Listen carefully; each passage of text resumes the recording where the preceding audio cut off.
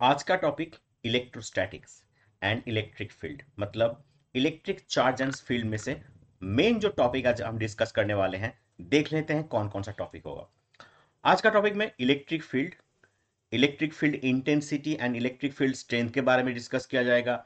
इसके बाद नंबर 3 पे electric field intensity due to a point charge, superposition principle क्या होता है and electric line of force के बारे में देखेंगे। एक पॉइंट के चार्ज के लिए electric line of force, dipole के लिए इक्वल एंड अनइक्वल चार्ज के लिए क्या होता है एंड यूनिफॉर्म फील्ड के लिए क्या होता है। उसके बाद आएगा इलेक्ट्रिक फील्ड लाइन का प्रॉपर्टी। उसके बाद इलेक्ट्रिक डाइपोल क्या होता है, डाइपोल एक्सियल पॉइंट पे कब होगा, इक्वेटोरियल पॉइंट पे कब होगा, टॉर्क का calculation and work done calculation. ये सारे चीज आज हम सीखेंगे इस वीडियो में। तो बने रहिए हमारे साथ। पूरा एनिमेटेड वीडियो आएगा आपके पास, पूरे अच्छे से इसको देखिएगा, बहुत ही आसानी से समझ जाएंगे ये पार्ट। सभी स्टूडेंट के लिए फिजिक्स बहुत ही टफ होता है, लेकिन इस वीडियो को देखने के बाद कोई दिक्कत नहीं रहने वाला। चलिए शुरू करते हैं। देख रहे हैं एडवांस फिजिक्स एकेडमी। आज का topic electric field and charges.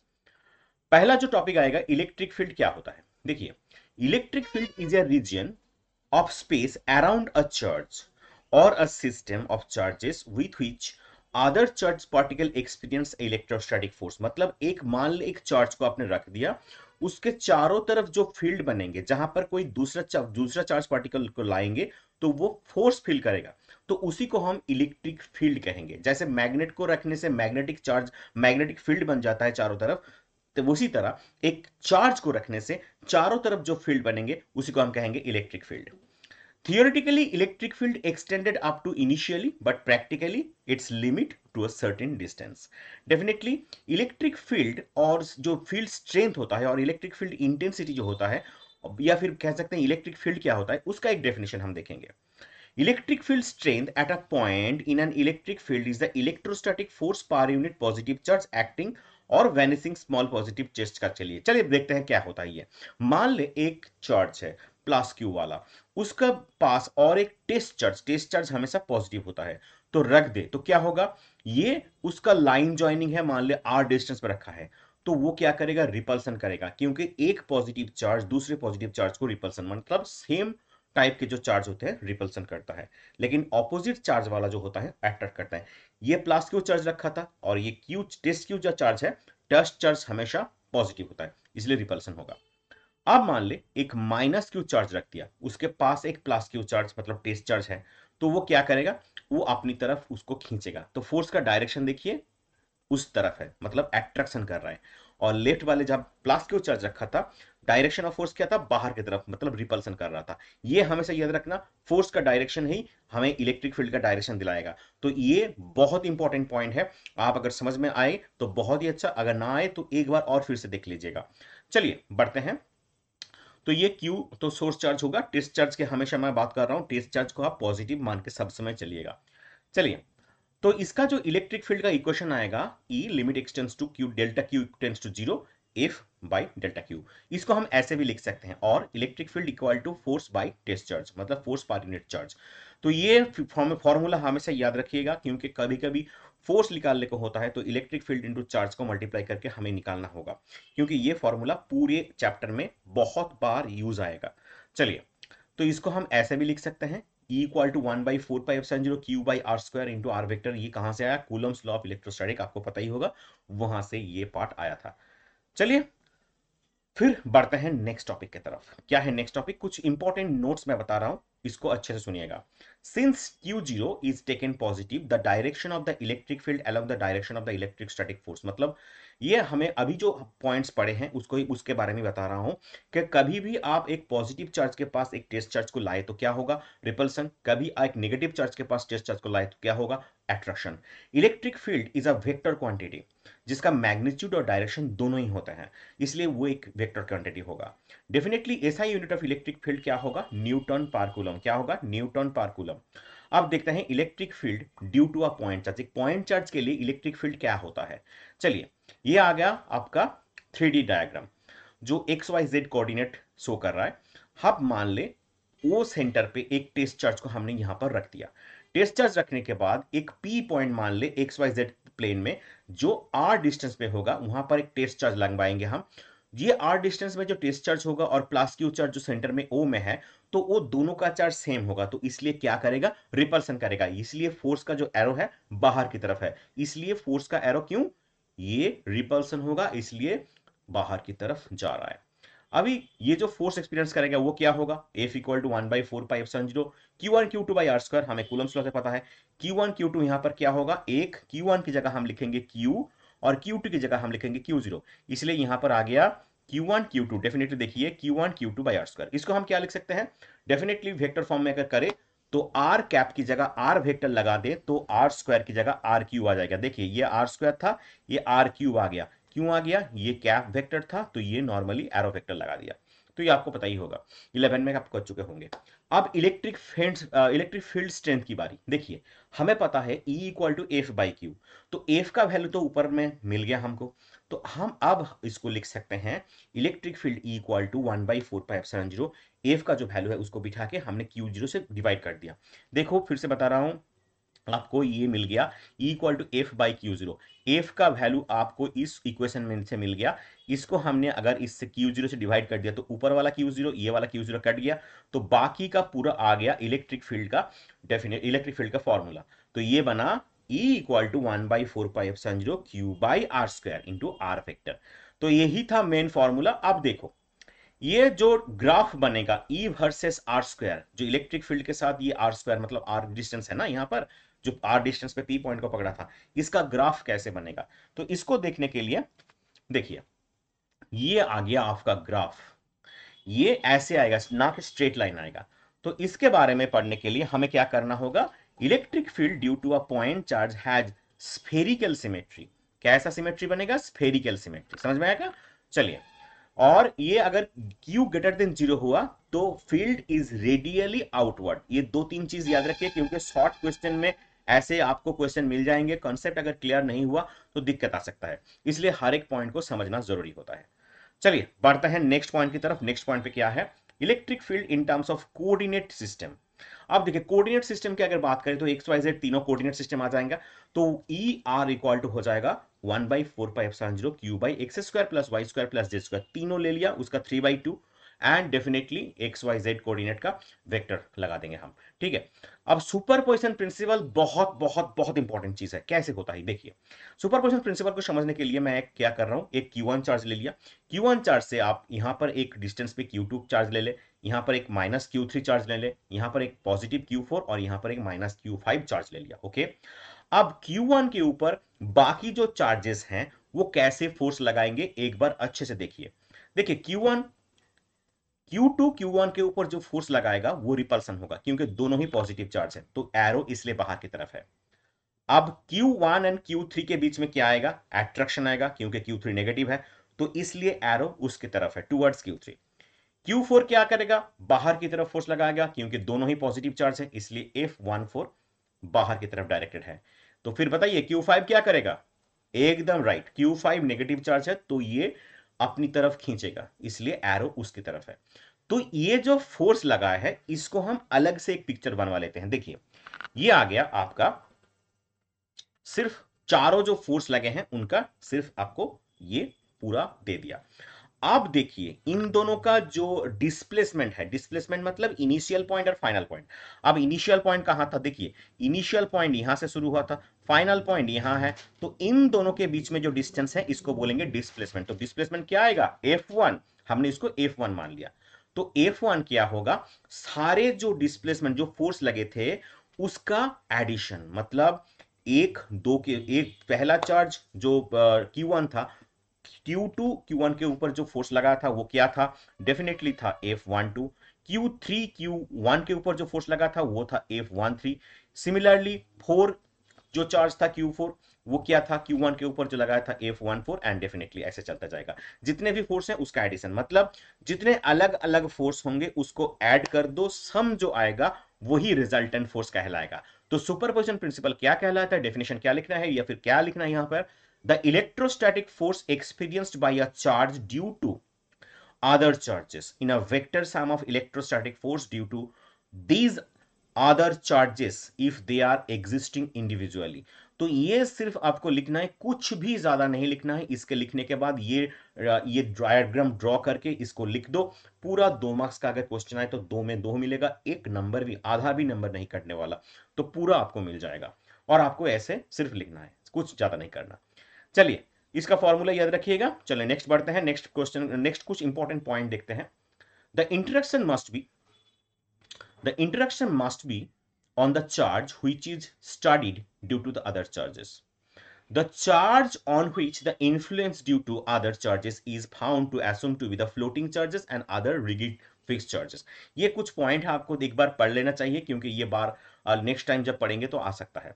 For first charge floating and is repelled by the Q2 and Q4 attracted by Q3 and Q5, क्योंकि Q2 Q4 क्या था, पॉजिटिव चार्जेस, और Q3 Q5 क्या था, negative charges. तो positive positive क्या करेगा, repulsion करेगा, और जो नेगेटिव चार्जेस थे Q3 एंड 5 वो क्या करेगा, अट्रैक्शन कर रहा है। इसलिए the interaction between the other charges among themselves must be ignored. जैसे कि F2 3 जो अदर जो चार्ज होते हैं ना, 2 3 के ऊपर क्या लगाएगा, 3 4 के ऊपर क्या लगाएगा, ये हमको इग्नोर करना है।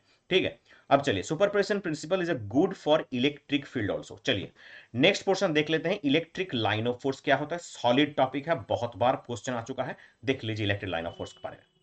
इसका डेफिनेशन क्या लिखना है, electric line of force is an imaginary line, underline कीजिए इसको, इमेजिनरी लाइन, इसको हम इमेजिन करते हैं, इमेजिनरी लाइन, ओके, और curve path along which unit positive charge is supposed to move when free to do so in an electric field। मतलब electric field line में किसी भी जो एक पॉइंट चार्ज को रख दिया, उसके डेफिनेटली क्या करेंगे आप, उसके ऊपर इलेक्ट्रिक फील्ड लाइंस के ऊपर क्या बनेगा ना, डेफिनेटली एक पॉइंट चार्ज को रख दिया, उसके पाथ अगर हमें पता करना होता है तो उसके ऊपर एक टेंजेंट ड्रॉ करना होता है। वो टेंजेंट क्या होता है, इमेजिनरी लाइन, उसी को हम बोलेंगे इलेक्ट्रिक लाइन ऑफ फोर्स। देखिए, electric line of force definitely do not physically exist but present in real situation. आप एक देख लीजिए, एक लाइन के ऊपर अगर आपको इलेक्ट्रिक फील्ड लाइन ड्रॉ करना होता और एक कर्व पाथ के ऊपर ड्रॉ करना होता तो कैसे करते आप, इलेक्ट्रिक फील्ड लाइंस दोनों के ऊपर कैसे होगा, ये देखिए, वो जो स्ट्रेट लाइन वाला है उसके ऊपर टेंजेंट तो स्ट्रेट ही होगा, तो उसका फील्ड लाइन भी ऐसे निकलेगा। लेकिन ये कर्व वाले में आप एक मान ले, एक पॉइंट पी पे निकालना है तो उसको टेंजेंट ड्रॉ करिए, टेंजेंट का डायरेक्शन जिधर हो जाएगा उसी तरफ इलेक्ट्रिक लाइन ऑफ फोर्स का डायरेक्शन भी जाएगा। अब electric line of force due to a point charge calculate करने वाले हैं। ये आ गया एक पॉइंट चार्ज जो Q ग्रेटर देन 0 पर है, तो ये बाहर की तरफ डायरेक्शन दिखाएगा। ठीक है, ये बाहर की तरफ डायरेक्शन। अगर ये मान ले point charge Q less than 0 हुआ तो ये सारे डायरेक्शन जो होंगे अंदर की तरफ होंगे, ये सारे जो डायरेक्शन होंगे ये अंदर की तरफ होंगे। चलिए इसके बाद देख लेते हैं representation of electric field in terms of field vector. The size of the arrow represent the strength of the electric field. ये जो साइज ऑफ द एरो दिखा रहा है, इलेक्ट्रिक फील्ड का स्ट्रेंथ दिखा रहा है। आप देख लें, इसको हम ऐसे लिखेंगे, ऐसे जो जो ऊपर वाला जो डायग्राम आपने देख रहे हैं, इसको मॉडिफाई करके हम क्या करने वाले हैं, ऐसे ड्रॉ करने वाले हैं। और नीचे वाले डायग्राम को हम क्या करेंगे, इनवर्ड दिखाएंगे। तो सिर्फ ड्रॉ करो और इनकी तरह ये डायरेक्शन दिखा दो, काफी होगा। चलिए, और क्या होगा, representation of electric field in field lines को इजी ड्राइंग के द्वारा ऐसे हम दिखा सकते हैं। चलिए next, electric field lines due to pair of equal and unequal charges. Dipole के तरफ, डाइपोल के ऊपर ये क्या काम करेगा, मान लीजिए ये प्लस क्यू चार्ज है, मान लीजिए ये प्लस क्यू चार्ज है और ये माइनस क्यू चार्ज है, तो ये क्या करेगा, ऐसे फील्ड लाइंस क्रिएट करेगा, क्योंकि दोनों ऑपोजिट चार्ज हैं तो एक दूसरे के ऊपर अट्रैक्ट करेगा। अब आपको पी पॉइंट पे अगर फील्ड लाइन निकालना है तो उसका टेंजेंट ड्रॉ कर दो, तो ऐसे फील्ड लाइन आपको आ जाएगा, इलेक्ट्रिक फील्ड का डायरेक्शन जिधर, फील्ड लाइन का डायरेक्शन उधर ही। तो ये आपका इस पोर्शन पे फील्ड लाइन को शो होना चाहिए। अगर मान ले तो electric field lines of force contract lengthwise of to represent the attraction between two like charges. दो लाइक चार्जेस के बीच में जो अट्रैक्शन हो रहा है, इसलिए वो फील्ड लाइन क्या कर रहा है, कॉन्ट्रैक्ट कर रहा है। अब यहां पर बात आती है कि अगर ये सेम तरह के चार्ज हुए, मान ले एक पॉजिटिव चार्ज, ये भी एक पॉजिटिव चार्ज हुआ, तो क्या होगा, ये दोनों एक दूसरे को क्या करने वाले हैं, डेफिनेटली रिपल्सन करने वाले हैं। रिपल्सन के वजह से क्या होगा, ये दोनों एक दूसरे से हट जाएंगे। तो ये आ गया, ऐसे काम करता है। ठीक है, तो electric field lines of force exerts lateral sideways pressure to represent repulsion between two like charges. Okay, आपको आसानी से समझ में आ चुका होगा। अब चलिए बात करते हैं electric line of force due to uniform electric field. Uniform electric field में कैसे आएगा? ये आ गया एक पॉजिटिव चार्ज का प्लेट, ये आ गया एक नेगेटिव चार्ज का प्लेट, और ये फील्ड लाइन का डायरेक्शन हमेशा पता है कि पॉजिटिव से नेगेटिव की तरफ जाता है, इसलिए ई राइट साइड से मतलब पॉजिटिव से आपको लेफ्ट जो नेगेटिव वाला है उसमें एरो मिल जाएगा, तो डायरेक्शन पॉजिटिव से नेगेटिव होता है। The properties of electric field lines of force. Property बहुत बहुत बार एग्जाम में पूछा जा चुका है, प्रीवियस ईयर्स का क्वेश्चन आप चेक करेंगे मिल जाएगा। देखिए यहां पर एक चीज बताना है कि फील्ड लाइंस का प्रॉपर्टी आप 3-4 याद करने की कोशिश करते हैं लेकिन होता नहीं। मैं ज्यादा से ज्यादा रिकमेंड करूंगा जितना ज्यादा हो सके समझ लीजिए, आपको आसानी से 3-4 ये ऑटोमेटिकली याद हो जाएगा। पहला line, electric field lines are the force of imaginary line, ये हमेशा इमेजिनरी लाइन होता है, मैं पहले भी बता चुका हूं। Number 2, a unit positive charge placed in electric field tends to follow path along the field line it is free to do so। जैसे कि ये मान ले पॉजिटिव चार्ज से रख दिया और +1 कूलम का, तो वो हमेशा नेगेटिव की तरफ बढ़ने लगेगा। Number 3, electric line of force emit for positive charges and terminate at negative charges, जैसे कि ये हमेशा पॉजिटिव से स्टार्ट होकर नेगेटिव की तरफ बढ़ते हैं। Number 4, the tangent to the electric field line at any point gives direction of the क्या electric field at that point. Tangent हमेशा इलेक्ट्रिक फील्ड लाइंस का डायरेक्शन डिनोट करेगा, जैसे कि ये एक कार्व पाथ है, यहां पर मान ले पॉइंट पी है, यहां पर हमने टेंजेंट ड्रॉ कर दिया, तो ये जिस तरफ होगा इलेक्ट्रिक फील्ड का डायरेक्शन जिस तरफ होगा वो टेंजेंट कहलाएगा, वही फील्ड लाइंस का डायरेक्शन भी होगा। चलिए, two field lines can never cross each other if they do, अगर ये दो एक फील्ड लाइंस एक के ऊपर मतलब क्रॉस कर गए तो क्या होगा? क्यों नहीं कर सकते? क्योंकि इंटरसेक्शन के बाद वो जो दो टेंजेंट बनेंगे वो दो इलेक्ट्रिक फील्ड डिनोट करेंगे, जैसे कि मान ले ये आपको दिखा रहा हूं, ये आ गया, देखिए ये दो फील्ड लाइन है एक जगह इंटरसेक्ट कर गया मान लिया, तो यहां पर दो टेंजेंट बनेंगे, जो E1 एक इलेक्ट्रिक फील्ड का डायरेक्शन देगा, E2 और एक इलेक्ट्रिक फील्ड का डायरेक्शन देगा। अगर इंटरसेक्ट एक पॉइंट पे दो डायरेक्शन होगा ये तो पॉसिबल नहीं का, इसलिए इसका टेंजेंट भी हम निकाल नहीं सकते, मतलब इसका वैल्यू भी नहीं निकाल नहीं सकते। एक पॉइंट पे दो इलेक्ट्रिक फील्ड का direction not possible, that's why it's a not possible thing. इसलिए two electric field lines can never intersect each other. ये पॉइंट लिखना भी है, कभी कभी ये पॉइंट को एक्सप्लेन करने देता है 2 मार्क्स के लिए, इसको अच्छे से देख के जाइएगा। नंबर 6 पॉइंट पे क्या होगा? Electric lines of force are closer where the electric field is strong. जब इलेक्ट्रिक फील्ड स्ट्रॉन्ग होगा तो ये पास पास आएगा, और जब ये वीक होगा तो दूर दूर जाएगा। ठीक है, ये भी 6 नंबर पॉइंट है। चलिए नंबर 7 वाला देख लेते हैं। Electric field lines of force are perpendicular to the surface of positively और नेगेटिवली चार्ज बॉडी। जब भी कोई पॉजिटिव और नेगेटिव चार्ज बॉडी होता है उसके साथ परपेंडिकुलर रहता है। कैसे? ये देखिए ऐसे, ठीक है, पॉजिटिवली चार्ज बॉडी के साथ परपेंडिकुलर है, एक दूसरे के साथ परपेंडिकुलर डायरेक्शन में है। ये एक और एक शेप में दे दूंगा, ये देखिए पूरा एक दूसरे के साथ पॉजिटिव चार्ज बॉडी के साथ क्या है, परपेंडिकुलर डायरेक्शन में है। चलिए नंबर 8 पॉइंट क्या कहलाता है? Electric line of force contract lengthwise to represent attraction between two like charges. दो लाइक चार्ज के बीच में अट्रैक्शन दिखाने के लिए ये कॉन्ट्रैक्ट कर जाता है लेंथ वाइज। और नंबर 9 पॉइंट बता रहा है कि electric line of force exerts lateral sideways pressure to represent the repulsion between two like charges. दो लाइक चार्ज के बीच में जो रिपल्सन दिखाने के लिए जो फोर्स होता है एक लैटरल साइड वाइज हो जाता है। ये पहले भी मैं आपको बता चुका हूं, ये जो डायग्राम मैंने डिस्कस किया था कुछ देर पहले, इसका एक बार स्क्रीनशॉट ले लीजिए, ये सारे पॉइंट आपको याद रखने हैं। नंबर 10 पॉइंट क्या होता है? The number of lines per unit cross sectional area perpendicular to the field lines. मतलब क्या है?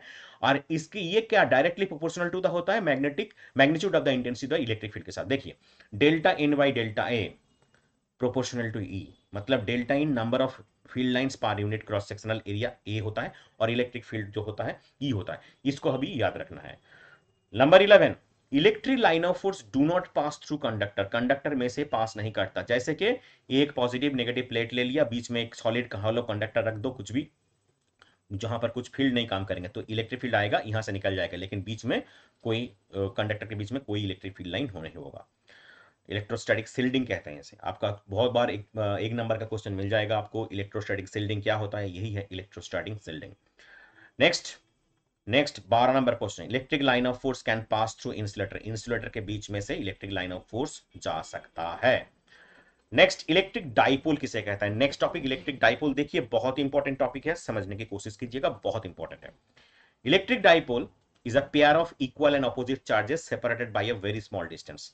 देखिए कैसे काम करेगा ये मैं दिखाता हूं। Electric field lines produced by the dipole is known as dipole field and electric dipole moment is a vector quantity, क्योंकि उसका डेफिनेटली दोनों ही है, मतलब मैग्नीट्यूड एंड डायरेक्शन।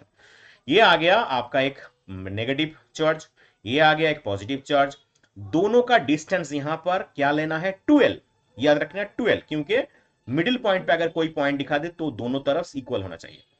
तो ये आ गया direction of electric dipole. Electric dipole का डायरेक्शन हमेशा याद रखना नेगेटिव से पॉजिटिव की तरफ होता है, डाइपोल का डायरेक्शन नेगेटिव से पॉजिटिव। कुछ इंपॉर्टेंट पॉइंट देख लीजिए। तो इसका फॉर्मूला क्या बनेगा? टोटल चार्ज, यहां पर टोटल चार्ज मतलब क्या? मोड ऑफ चार्ज, मतलब ये क्यू ही बनेगा, नॉट है Q1 minus Q plus Q नहीं लिखना, सिर्फ क्यू लिखना है, याद रखिए। टोटल चार्ज का मतलब सिर्फ क्यू लिखना है, और डिस्टेंस क्या है 12, तो क्यू इंटू 12 कर दो, मल्टीप्लाई करके क्या आएगा? Dipole moment.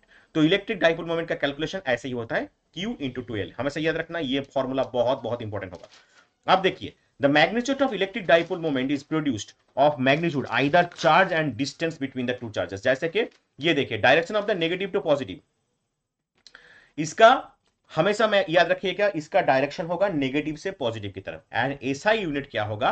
Coulomb metre. Coulomb metre unit भी बहुत बार एमसीक्यू में पूछते रहते हैं, तो आपको ये सारी चीज आपके दिमाग में रखना है। Note, an ideal dipole is the dipole in which charge become larger and separate become smaller and smaller। ये नोट क्यों मैं बोल रहा हूं, जब मैं डाइपोल का कुछ प्रूफ कर पाऊंगा तो ये नोट वाला पॉइंट आपको याद आएगा। चलिए आप कैलकुलेट करेंगे electric field intensity due to an electric dipole. पहला जो आपके एग्जाम में बहुत बार देता है कि एक्सियल पॉइंट पे इलेक्ट्रिक फील्ड इंटेंसिटी कैसे कैलकुलेट करना है। देखिए ये आ गया diagram, minus Q charge plus q charge separated by a distance, obviously A B उसको पकड़ लो, उसका डायरेक्शन डिस्टेंस क्या होगा? 12। तो बीच में ओ पॉइंट ले लो, तो ये ए ओ एल डिस्टेंस होगा, ओ बी भी एल डिस्टेंस होगा, और इसका डायरेक्शन पी दिखा दो, क्योंकि नेगेटिव से पॉजिटिव की तरफ डायरेक्शन होता है डाइपोल मोमेंट का। चलो, इससे एक बी पॉइंट से एक थोड़ा दूर में एक पी पॉइंट आप यूज करो। इस पी पॉइंट पे आपको क्या करना है? इसका dipole electric field intensity calculate करना है। अब ये जो पी पॉइंट है, आप वो पॉइंट से एक्स डिस्टेंस पे है, वो पॉइंट से एक्स डिस्टेंस पे एक पी पॉइंट को आपको रखना है। अब देखो, ये ए जो है नेगेटिव चार्ज है, पी पॉइंट पे हमने क्या रखा है? Test charge. टेस्ट चार्ज मतलब पॉइंट पॉजिटिव, तो ए पॉइंट पे नेगेटिव चार्ज है, इसलिए ये पी पॉइंट पे जो टेस्ट चार्ज है इसको अपनी तरफ खींचेगा, मतलब डायरेक्शन ऑफ फोर्स इधर ही आएगा, इधर डायरेक्शन ऑफ फोर्स इस दिशा में आएगा, तो इलेक्ट्रिक फील्ड का डायरेक्शन भी इस दिशा में आएगा, क्योंकि नेगेटिव चार्ज है और पी में पॉजिटिव, पॉजिटिव मतलब टेस्ट चार्ज। अब बी में कौन सा चार्ज है? देखो बी में पॉजिटिव चार्ज है, यहां पर कौन सा चार्ज है? डेफिनेटली पॉजिटिव टेस्ट चार्ज, तो रिपल्सन करेगा, इसलिए डायरेक्शन ऑफ ई बी बाहर की तरफ है, इलेक्ट्रिक फील्ड का डायरेक्शन बाहर की तरफ है। ठीक है, समझ में आया? ओके। अब ये टोटल डाइपोल क्या बनेगा, कैसे कैलकुलेट करना है देखते हैं। अब इसका जो ईपी आएगा, मतलब टोटल जो इलेक्ट्रिक फील्ड पोटेंशियल आएगा, तो ये प्लस ईबी होगा। हमें ई और ईबी आसानी से निकलना है। देखिए कैसे, ये और ईबी दोनों ही कोलिनियर एंड ऑपोजिट पॉइंट है, तो हमें कैसे निकालना है? E P equal to EB minus ये, ईबी और ये का वैल्यू अगर निकाल पाए तो उसको माइनस कर दे तो आसानी से निकल जाएगा। अब ये क्या आएगा? ये मतलब electric field due to a point charge A में क्या है? Minus Q charge. तो देखो 1/4πε0 Q/r², ये तो फॉर्मूला है, लेकिन यहां पर r तो नहीं आने वाला ना, यहां पर r की वजह क्या आएगा? देखिए a पॉइंट कहां पर है? ये है, और p पॉइंट कहां पर? ये है, तो ये देखो ये टोटल x डिस्टेंस पे है, कहां से? x डिस्टेंस से है o पॉइंट से, और हमें निकालना है a पॉइंट तक, तो क्या आएगा? x, और o से a का डिस्टेंस क्या है? l, तो x प्लस एल आ जाएगा, x प्लस एल आ जाएगा। देखिए x प्लस एल आ जाएगा। क्यों? मैं फिर से बता रहा हूं, हमें निकालना है a पॉइंट के लिए p पॉइंट तक डिस्टेंस निकालना है। कैसे निकाले? a से p को हम लिख सकते हैं AO plus OP, total distance. AO कितना आया? L, OP कितना आया? X, तो टोटल डिस्टेंस बन गया एक्स प्लस एल। तो इलेक्ट्रिक फील्ड का फॉर्मूला जो है वो बन गया E equals to 1/4πε0 Q/r²। R square की जगह हम लिख पाएंगे X plus L square. Okay, next देखो ई बी 1/4πε0 Q/r²। अब डिस्टेंस निकालना है किस पॉइंट से, बी पॉइंट। बी पॉइंट कहां पर है, ये, और हमें निकालना है पी पॉइंट तक। टोटल डिस्टेंस देखो हमें क्या है, यहां पर टोटल डिस्टेंस ओ से पी तक है x और ओ से बी तक है क्या, l। तो हमें यहां पर मिल गया डिस्टेंस क्या, x माइनस ये वाला l। तो x माइनस l आ गया, समझ में आ चुका होगा क्यों x प्लस l और x माइनस l हो रहा है। तो अब हम क्या करेंगे, अब हम कर देंगे इसका माइनस, क्योंकि हमारा फॉर्मूला क्या था, EP equal to EB minus E है ना, तो ये आ गया माइनस में। चलिए, तो इसके लिए हमें जो कैलकुलेशन है 1/4πε0 कैलकुलेशन करके, जो सिंपल कैलकुलेशन है आप सिंपल कैलकुलेशन ही कर दीजिएगा। तो इसका जो आएगा, तो ये आ गया 2 into Q into 12 into x by X square plus square. अब देखो क्यू इंटू 12 को हमने ब्रैकेट में डाला है, क्यों डाला है इसका भी कारण है, क्योंकि हमें पता है क्यू इंटू 12 मतलब क्या, क्यू इंटू 12 मतलब क्या, क्यू इंटू 12 मतलब ये देखो P, डाइपोल का फॉर्मूला क्या है, Q इंटू 12। तो 1/4πε0 2px। क्यों P आया, देखो ये Q इंटू 12 के बजाय हमने P लिख दिया और बाकी सारे जैसे थे, क्योंकि डाइपोल का फॉर्मूला ही होता है P equal to Q into 12। अब देखो इसके लिए हमें ये मॉडिफाई करके ये फॉर्मूला आ गया। अब कभी कभी पूछता है कि if L less than x हुआ, मतलब x बहुत बड़ा L बहुत छोटा डिस्टेंस, तो L लगन लेस देन x हुआ, मतलब L लेस देन बहुत छोटा की बात कर रहा हूं मैं, तब क्या होगा, तब ये जो L स्क्वायर है इसको हम नेग्लेक्ट कर देंगे। तो क्या आएगा, एक्स स्क्वायर का होल स्क्वायर। एक्स स्क्वायर का होल स्क्वायर मतलब क्या होता है, x टू दी पावर 4, ऊपर में x है तो x by x to the power 4 मतलब काट के क्या आएगा, एक्स क्यूब। तो क्या हो गया 1/4πε0 2p/x³। इतना तक आपको प्रूफ लिखना है, इतना तक आपको प्रूफ लिखना है, बार बार बोल रहा हूं इतना तक। अगर समझ में नहीं आया फिर भी एक बार देख लो, ये आपको लिखना होता है। The direction of electric field intensity at a point on the axial point due to a dipole is always along the direction of the dipole moment। इस तरह आपको कंप्लीट करना है। चलिए आप देखते हैं इक्वेटोरियल पॉइंट पे क्या होता है। इक्वेटोरियल पॉइंट पे फिर मैंने एक ड्रॉ करूंगा, minus Q charge plus q charge, और ये दोनों ए बी मार्किंग कर दो, इसका मिड पॉइंट ले लो ओ, ये डाइपोल का डायरेक्शन दिखा दो नेगेटिव के पॉजिटिव की तरफ, ये दोनों 12 है, ए से बी का डिस्टेंस 12 है, तो बीच वाले में ओ रख दो, तो एओ बन गया एल, ओ बी बन गया एल। अब उसके ऊपर एक चार्ज, इक्वेटोरियल मतलब ऊपर, तो एक चार्ज ले लिया प्लस क्यू जो एक्स डिस्टेंस पे है, ठीक है। अब देखो ये दो एंगल बना रहे हैं ए से बी तक। अब बी क्या है, पॉजिटिव चार्ज है ना, और क्यू पे क्या रखा है, पॉजिटिव चार्ज, तो ये क्या करेगा, रिपल्सन करेगा। और ए पे क्या रखा है, ए पे रखा है नेगेटिव चार्ज, और क्यू पे क्या है, क्यू पे है टेस्ट चार्ज जो पॉजिटिव होता है, तो अपनी तरफ खींचेगा। इसलिए ए का डायरेक्शन डाउनवर्ड है और ई बी का डायरेक्शन आउटवर्ड है, क्योंकि ये रिपल्सन करने वाला है।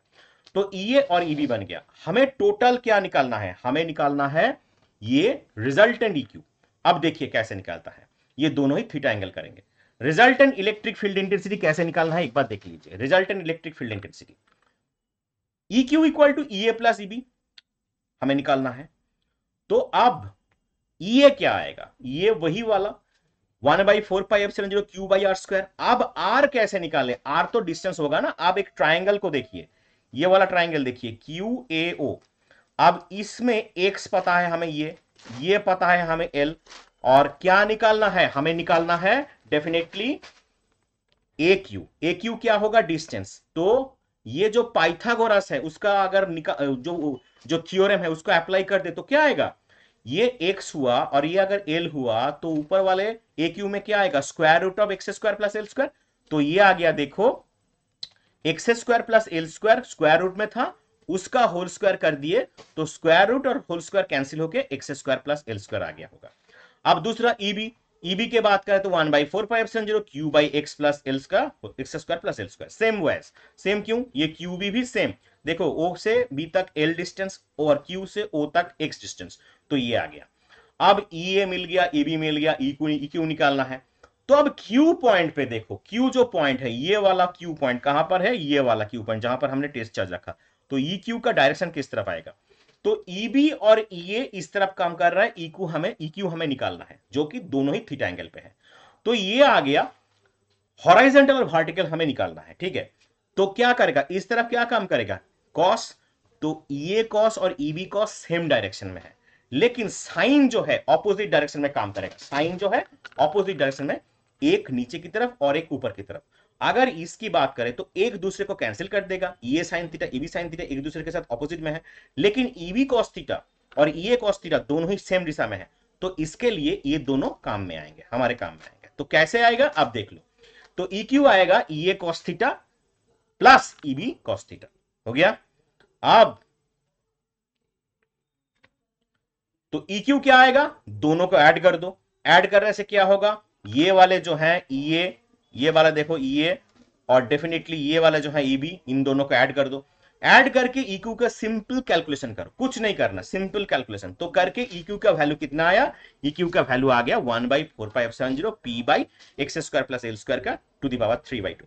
ये सिर्फ तुमको नॉर्मल सिंप्लीफिकेशन करना है और कुछ नहीं। देखो ऊपर वाले में क्या था, ऊपर वाले में था q into twelve, Q into twelve, और इसको हमने क्या लिख दिया, p, क्योंकि हमें डाइपोल पता है, q इंटू ट्वेल्व मतलब p।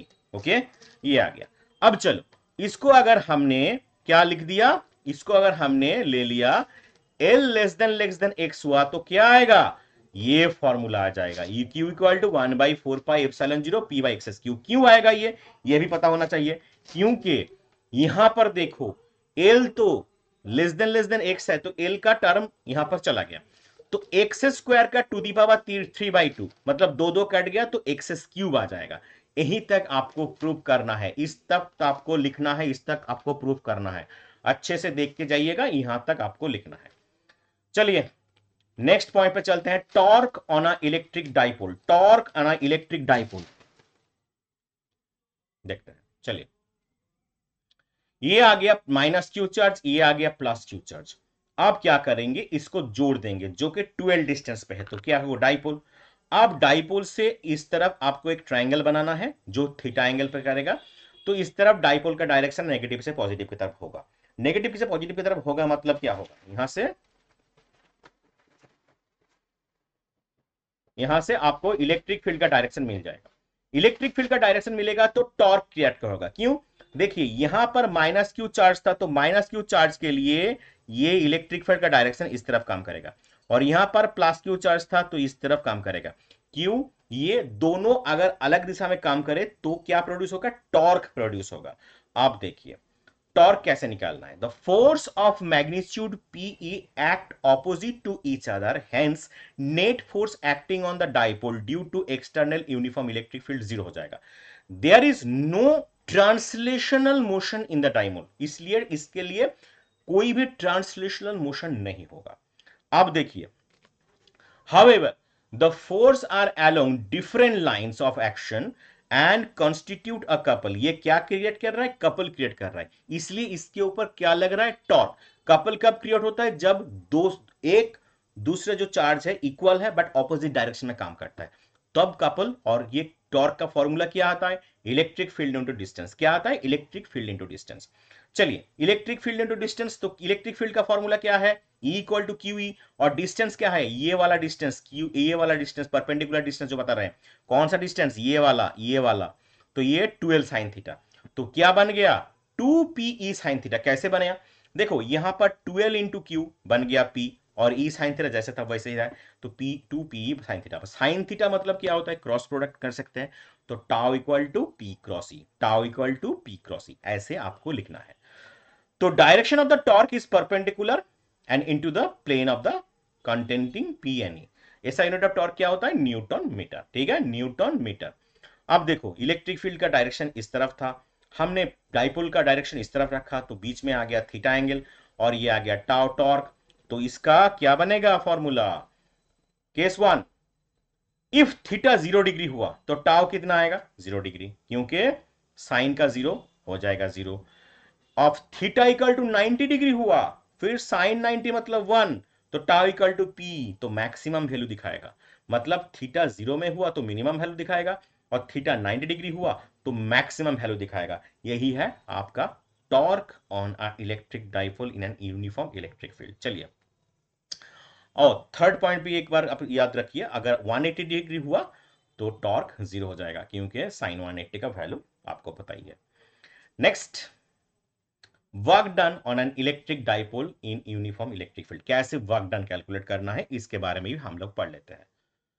When an electric dipole is placed in an uniform electric field, it experiences a torque and tends to align in such a way to attain stable equilibrium. जब हम torque की बात कर रहे हैं electric dipole को, ये क्या करेगा, ये टॉर्क इसके ऊपर लगेगा और ये ऐसे आपको ऐसे खुद को कोशिश करेगा कि ये स्टेबल इक्विलिब्रियम में रहे।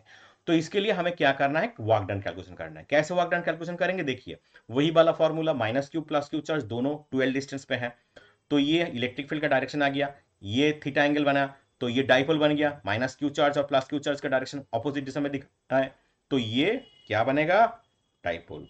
और क्या आएगा ये, अगर हमको इसको डी थीटा में शिफ्ट करना है तो क्या करना पड़ेगा, वर्क डन।